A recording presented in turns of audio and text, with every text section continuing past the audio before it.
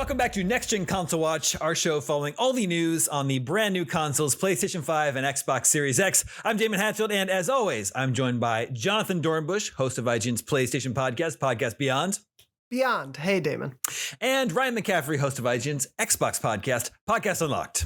Beyond. Just kidding. Hey, Damon. How dare you?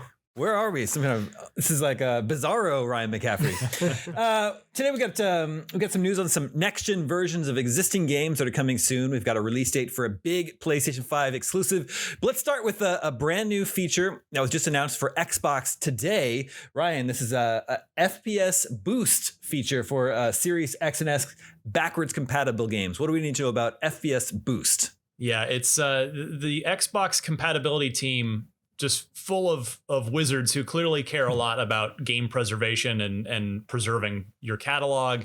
And that just shows over the years. And this is just the latest and most, maybe most awesome part of it yet.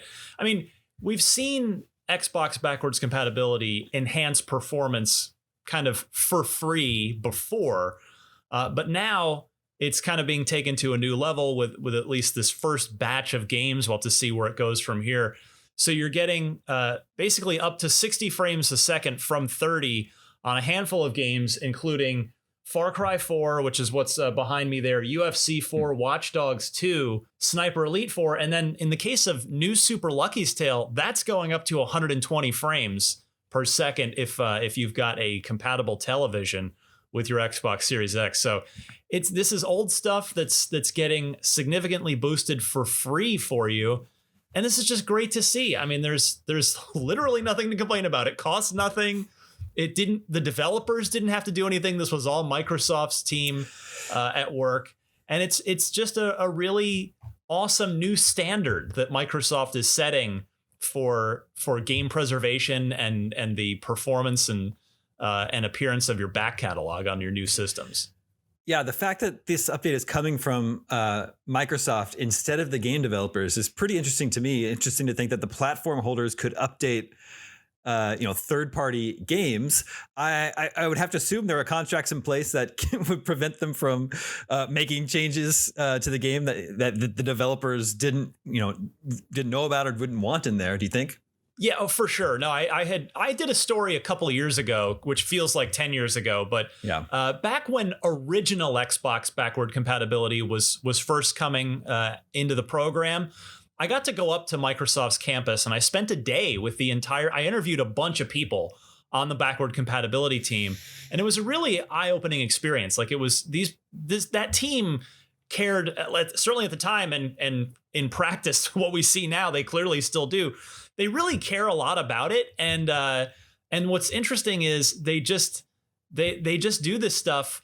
And I asked them specifically your question about, well, if the developers aren't doing this, how are you guys? Do you have the green light here? And they said, well, yeah, they do have to sign off. So for some reason, Ubisoft said, hey, don't double the frame rate. Don't enhance the frame rate of Watch Dogs 2. I mean, You never know. They could have some nefarious plan to release their own remastered copy for money that would bump up the frame rate. I'm sure there might be a circumstance here or there. But yeah, all Microsoft needs is the sign off, which I would presume they get ahead of time before they start putting in any work on anything. Sure. And for those players who would rather experience these games in their original format with lower frame rates for some reason, if you just want to see what they were like at release, FPS Boost can be toggled on and off. So, Jonathan, what do you think? Is this a feature you'd like to see Sony create some version of for PlayStation 5? I mean, absolutely. I don't think it's likely. Speaking to Ryan's point, I don't really think there's no real downside to this happening. Obviously, speaking to the point of reasons developers may not want people to make this happen on the hardware side might be because they do have plans to do re-releases and whatnot, and so I can see why it's such a small batch of games at the start. But I think this is a really great sign, and as Ryan was saying, a continued signal of Microsoft's dedication to backward compatibility, to game preservation. And that's something that we've been seeing for years. And that's something that I think has pushed PlayStation more in that direction. Like, I genuinely don't know how much PS4 backward compatibility would have been so integral to what the PS5 can do had Microsoft not made such a push for backward compatibility on the Xbox One. But in terms of things like this, we've seen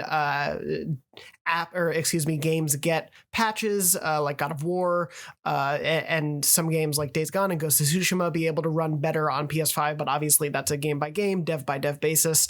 I would love to see a program like this. I don't know how likely it is, especially as we see more and more games get new next-gen versions announced, at least in terms of recent games. And since Sony really only has to worry about PS4 backward compatibility, I don't know if this sort of system level type of feature is probably top of mind for them. To be fair, they've chosen to only worry about PS4 backward compatibility. They could have gone back to the cell processor based stuff, but they chose not to.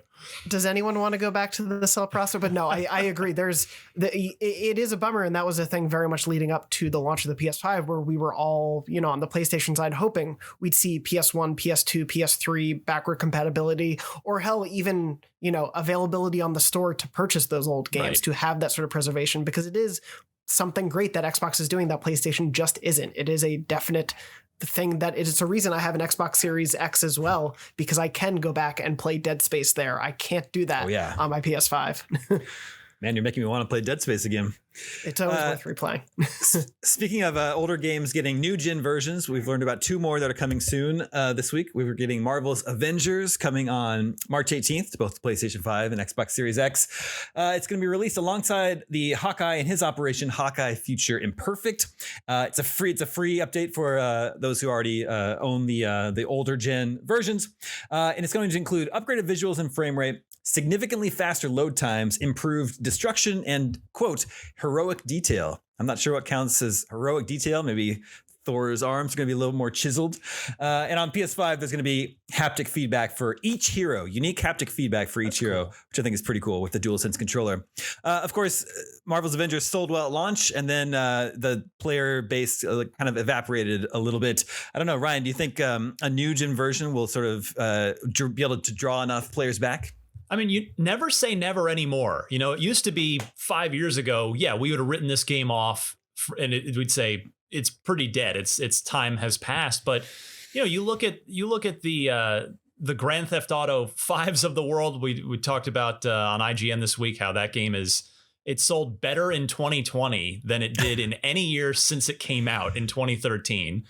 And other things, the No Man's Skies of the world, et cetera, where you see these games that just they keep getting built upon, they keep getting refined and enhanced and improved. So yeah, no, and there's still so many people just trying to get their hands on a PS5 and or Xbox Series X that when they finally do, when supply is able to meet that demand, well, maybe they might have just not even known about Avengers when it first came out, or they might go, you know what?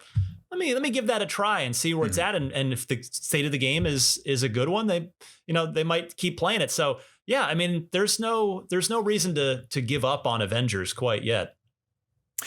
We're also getting Metro Exodus. That one's coming this spring. We're still waiting on exact release date for that. Also going to be a free upgrade. Have there been any cases of publishers trying to charge for the next gen version yet? I can't think of any yet. There's, I believe, been a couple where essentially you have to buy the collector's edition of the game. I believe that was the case. NBA 2K. NBA 2K. And I think maybe Call of Duty as well. Yes. I believe both of those you essentially had to buy the collectors if you wanted both generations. Otherwise, you kind of had to pick or choose. But yeah, as far as I know, for the most part, people have been allowing for free upgrades. Yeah. The PS5 and Xbox Series X console versions of Metro Exodus Enhanced Edition will run at 4K, 60 frames per second, but the Series S is targeting 1080p, 60 frames per second. Is that surprising to you, Ryan, that it's targeting it? It's not even necessarily guaranteeing it? I'm sure it's probably going to be a variable frame rate thing where it'll be at 1080 sometimes, and at other times when things get hectic, it will dip down. But that's just the reality of the Series S. You're going to get those speedy load times, but the CPU, is just not there to keep up at all times in the way that it is on the Series X. Sure. And Jonathan, we finally have a release date for Ratchet and Clank Rift Apart. That one's coming June 11th. It's going to be a nice Nice summertime. Nice, always good to get brand new games in the summer. So it occurs to me we're gonna have a nice little rollout of games. I guess starting in April, at least on PlayStation 5. Is that when Returnal is coming? Yes, end of April, and then that'll be followed in May by Resident Evil Village, which is on both consoles, of course, Sure. and then Deathloop, which is console exclusive, and then Ratchet in June, which is a good time. Sony has put out the Last of Us Part 1 in early June. They put The Last of Us Part 2 in June as well. That's a month that they tend to put games they're pretty confident in, and certainly I think Ratchet has shown very well since its debut. So I'm really excited for this one. Yeah, I'm excited for that one too. Ryan, what's the next big Xbox exclusive that we should be looking forward to? It is quiet for the time being. Flight Simulator 4 Series X is due in the summer. We haven't gotten any more specific window than that, but at least we finally did get a window. We'd been wondering ever since Flight Simulator released on PC, well, where's the console version? So we did find out at the Game Awards that was going to be in the summer. But I also do expect Psychonauts 2 probably to be this is just me guessing purely based on if you go back and watch or listen to my conversation with Tim Schafer on the final Unlocked of 2020. So whatever episode number that was right at the end of the year, we talked a lot about that. And this is just me gleaning from him. It made it seem like it's not too far away. So I wouldn't be surprised if Psychonauts 2 ends up kind of in that same late spring, early summer window. Yeah, I am looking forward to that one as well.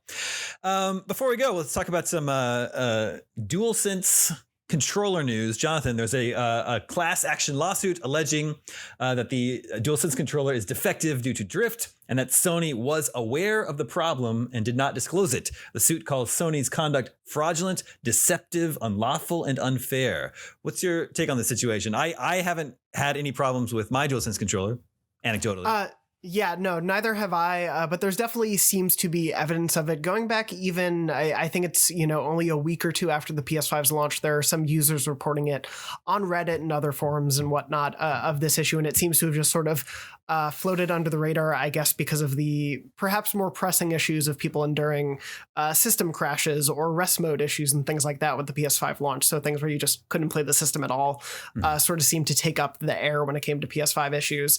It's definitely something that I'll say the IGN News team is looking into the how widespread it actually is. I think that's the biggest question right now, because Joy-Con drift is definitely something, similar that we saw not only pretty widespread, but also go on for quite a long time before Nintendo even acknowledged it really to any exact degree. And so, we're still in the early days of the PS5. And so we're trying to get a handle on how widespread this is, the context of all of that. And we're looking into it, but there's definitely been some precedents, at least since the early days of the PS5, that people were encountering this to some extent.